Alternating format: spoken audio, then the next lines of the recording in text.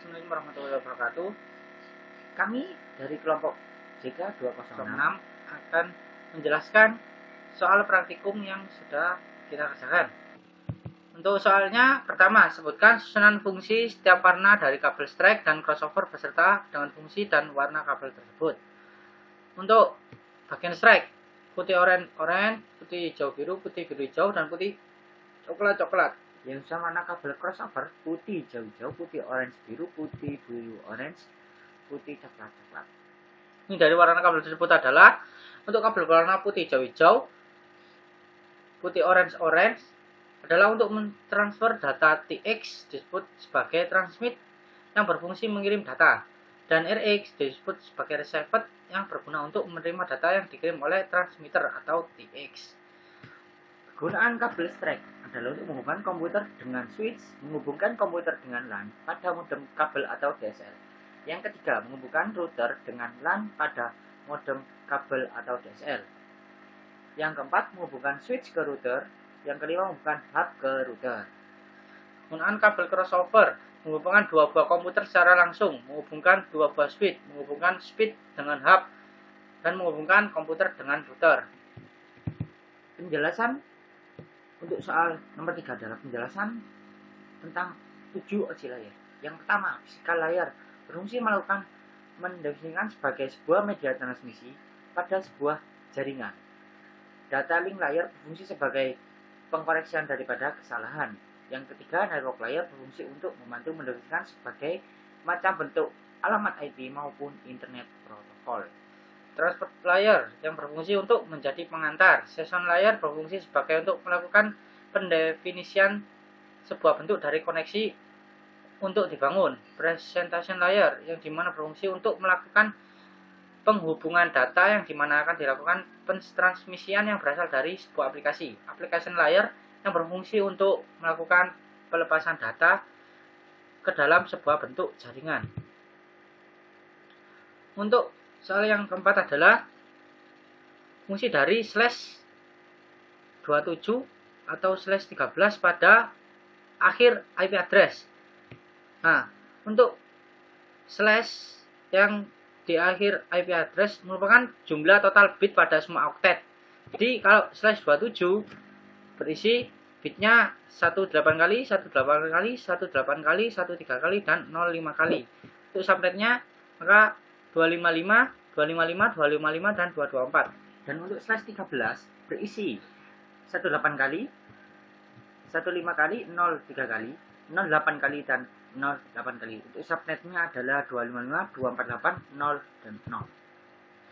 Perhitungan menggunakan CIDR atau Classless Interdomain Routing dengan IP 192.168.100.30/26. Nah, kita menggunakan /26 berarti subnet mask dalam binernya adalah 13 kali, 18 kali, 18 kali, 18 kali, 12 kali, dan 06 kali. Nah, untuk menghitung jumlah subnet 2x, x itu didapatkan dari jumlah 1 pada akhiran subnet yang berbeda atau jumlah 1 yang ada. Jadi ini satunya ada 2, jadi 2 pangkat 2 sama dengan 4. Dan untuk menghitung jumlah host itu kita lambangkan Y, 2Y. Y itu didapat dari 0 yang berada pada subnet yang terakhir. 0-nya ada 6. Berarti Y-nya 2 pangkat 6 dikurangi 2. Berarti 64 dikurangi 2 sama dengan 62. Dan untuk perhitungan Classless Interdomain Routing CIDR dengan IP 192.168.150/62. Subnet mask yang dimiliki dalam bentuk biner adalah 18 kali, 18 kali, 18 kali, 12 kali, dan 06 kali. Dan ini jumlah subnet ini 2x didapatkan dari 1, 2 yang ada bit terakhir. Jadi 2 pangkat 2 sama dengan 4. Yang untuk menghitung jumlah host adalah 2, kita lambangkan Y, 2Y dikurangi 2.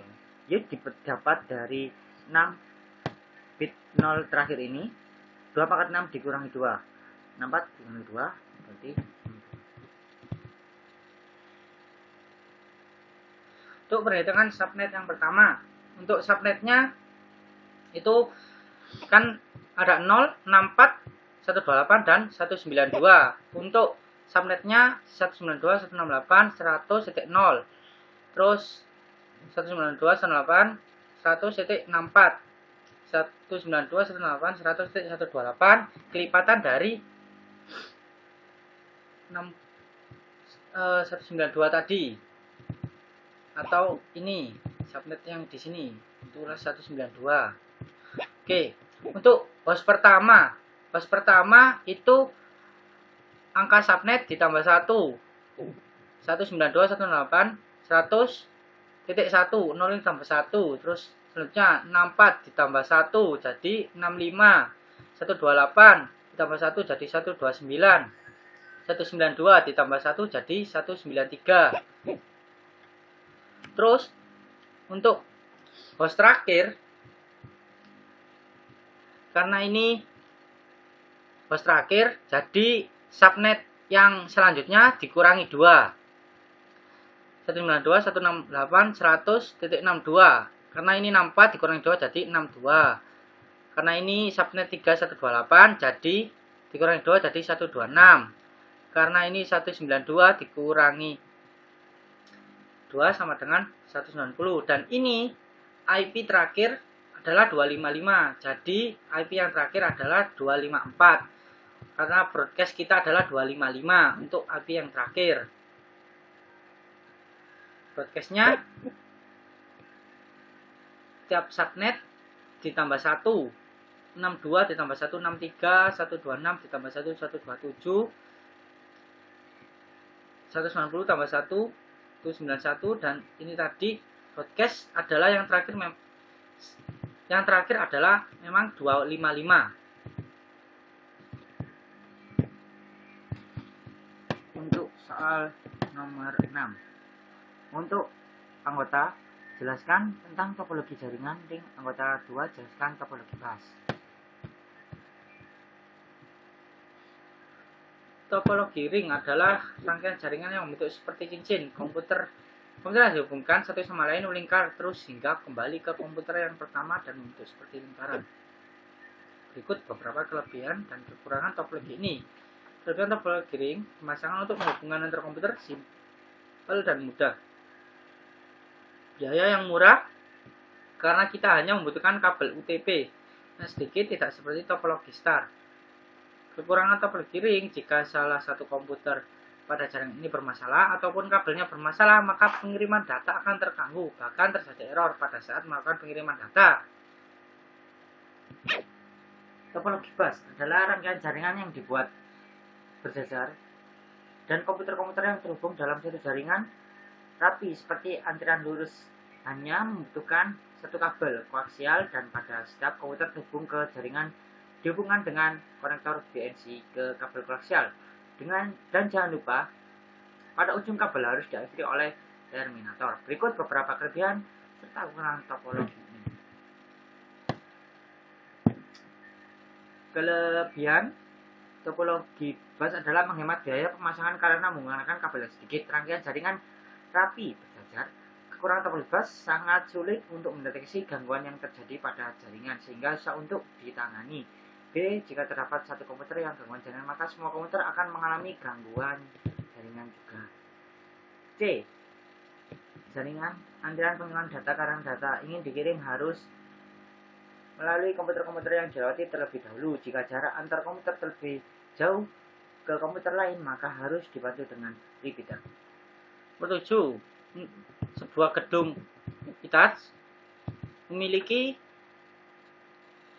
IP 128.25.50.0 dengan /21 yang akan dibagikan ke setiap gedung dengan jumlah host yang berbeda-beda sebagai berikut: GA5, GB5, GC5, GD20, GE15, GF15. Oke, itu IP address yang pertama. IP addressnya 8.25.50.0 dan /21. Subnet masnya adalah 255, 255, 248, 0. jumlah hostnya 2046. Oke, untuk GA 5 network address-nya adalah 128.25.10.0 dan range IP yang valid yang bisa digunakan adalah 128.25.10.1 sampai 128.25.10.5 dan subnet masknya 255.255.255.248. Broadcast address-nya atau IP akhirnya adalah 128.25.10.6. Hostnya berjumlah 5. GB sama dengan 5. Network address-nya adalah 128.25.10.7.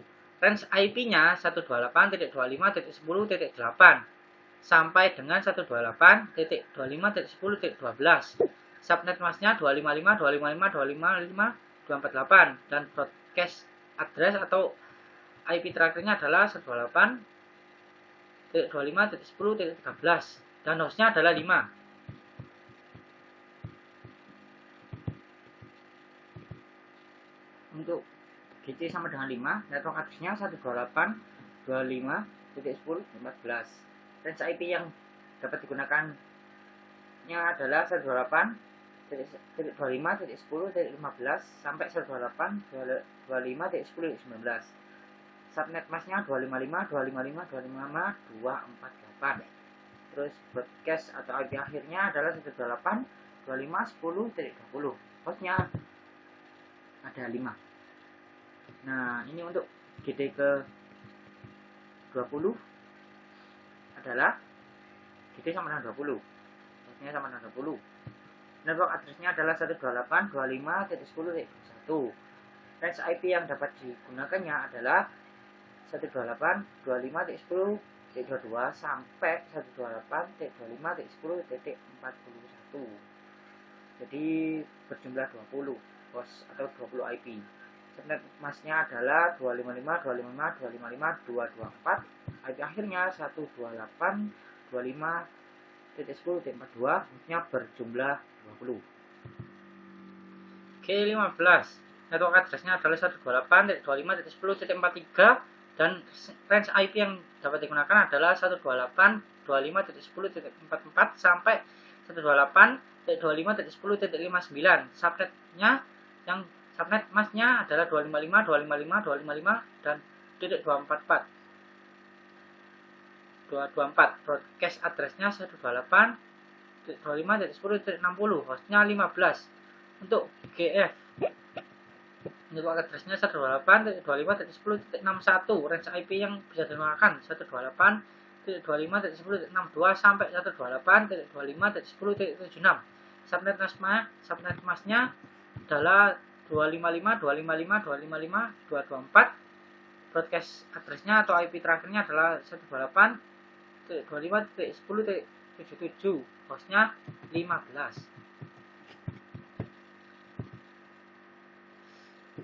Untuk soal yang terakhir adalah lakukan konfigurasi IP statik dan DHCP dengan menggunakan IP 192.168.50/25 pada paket tracer.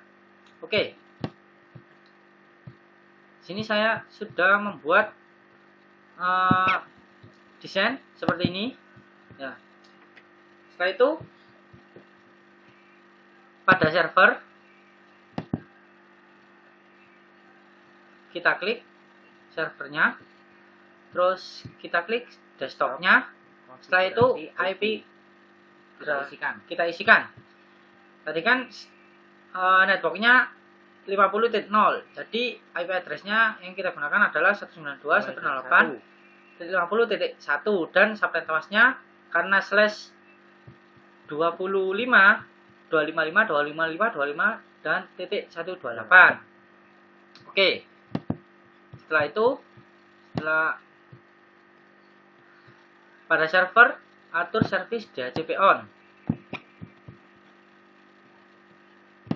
Oke. Service menuju ke DHCP dan ini diklik on. Sebelumnya adalah off. Oke. Setelah itu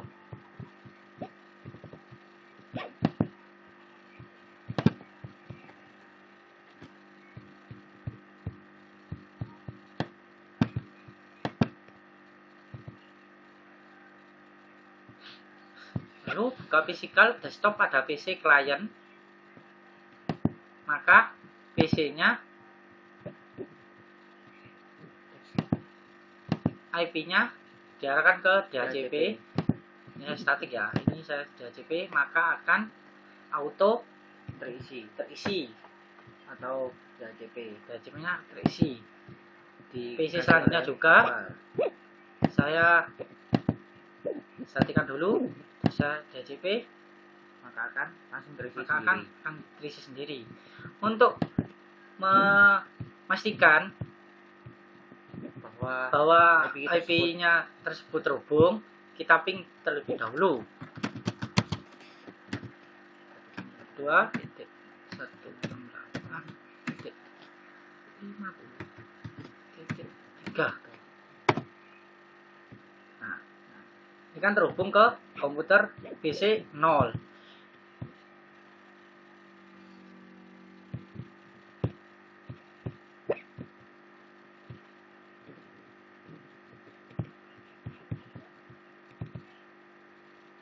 Oke, setelah melakukan ping dan memeriksa koneksi, berarti untuk soal ini sudah terselesaikan. Maka akhir untuk video ini saya ucapkan terima kasih untuk perhatiannya. Mohon maaf bila ada salah kata dan salah pengucapan. Terima kasih. Wassalamualaikum warahmatullahi wabarakatuh.